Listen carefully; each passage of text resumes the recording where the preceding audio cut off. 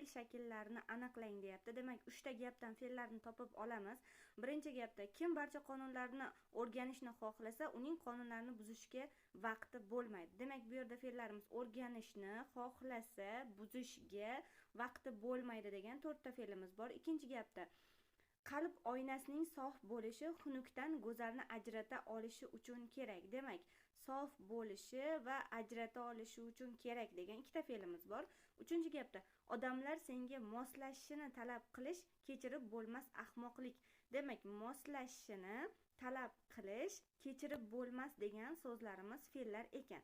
Demak, harakat nomi birinchi gapda o'rganishni, ikkinchi gapda sof bo'lishi, uchinchi gapda moslashishi. Demak, harakat nomi bor.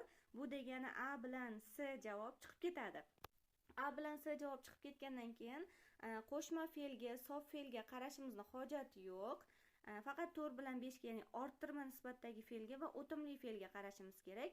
Xo'p, 4 orttirma nisbat deyapti. Birinchi gapda o'rganishni deganda bu orttirma nisbat emas. Bu harakat nomilarda nisbat bo'lmaydi. Buzishga so'zida ham nisbat yo'q, vaqti bo'lmaydi esa aniq nisbat. Demak, birinchi gapimizda orttirma nisbat yo'q ekan. Ikkinchi gapda sof bo'lishi, bunda nisbat yo'q. Ajrata olishi uchun, ajramoq, ajratmoq deb t qo'shimchasini orttirma nisbatga olishimiz mumkin. Xo'p, uchinchi gapda moslashishini deganda nisbat yo'q.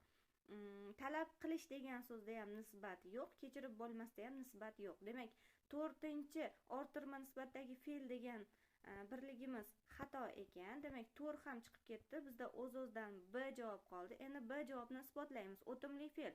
Birinchi gapda o'rganishni, qonunlarni o'rganishni, demak, ni qo'shimchasidagi so'z bilan bog'lana olyapti. Bu yerda o'timli fe'l bor. Ikkinchi gapda go'zalni ajrata olishi uchun, kimni ajrata olishi uchun go'zalni deyapti. Mana bu yerda ham o'timli fe'limiz bor. Uchinchi gapda moslashishini talab qilish degan fe'limiz moslashishini degan oltagi ni qo'shimchali so'zga bog'lanyapti. Demak, uchinchi gapda ham o'timli fe'l bor. Bizda to'g'ri javob B javob bo'ladi.